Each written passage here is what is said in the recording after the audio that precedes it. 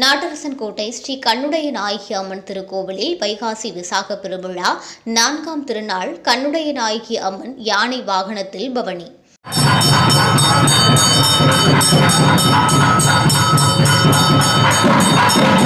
சிவகங்கை மாவட்டம் நாட்டரசன்கோட்டை நகரில் அமைந்துள்ள பிரசித்தி பெற்ற அருள்மிகு ஸ்ரீ கண்ணுடைய நாயகி அம்மன் திருக்கோவிலில் வைகாசி விசாக திருவிழாவை முன்னிட்டு 4ஆம் திருநாளில் உற்சவர் கண்ணுடைய நாயகி அம்மன் யானை வாகனத்தில் பவனி வந்து பக்தர்களுக்கு அருள் பாலித்தார். முன்னதாக திருநாள் மண்டபத்தில் உற்சவர் கண்ணுடைய நாயகி அம்மன் சர்வ அலங்காரத்தில் யானை வாகனத்தில் எழுந்தருளினார். தொடர்ந்து சிறப்பு பூஜைகள் நடைபெற்று அலங்கார தீபம், நாகதீபம், கும்பதீபம், நட்சத்திர தீபம், பஞ்சமுக தீபம் மற்றும் ஷோடச உபசாரங்கள் நடைபெற்று உதிரி புஷ்பங்களால் அர்ச்சனைகள் செய்யப்பட்டன. நிறைவாக 7 முக கற்பூர ஆராதனை காண்பிக்கப்பட்டது.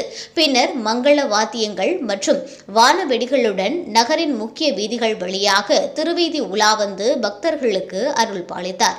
மின்னொளியில் யானை வாகனத்தில் பவனி வந்த கண்ணுடைய நாயகி அம்மனுக்கு ஏராளமான பக்தர்கள் அர்ச்சனைகள் செய்து வழிபட்டனர்.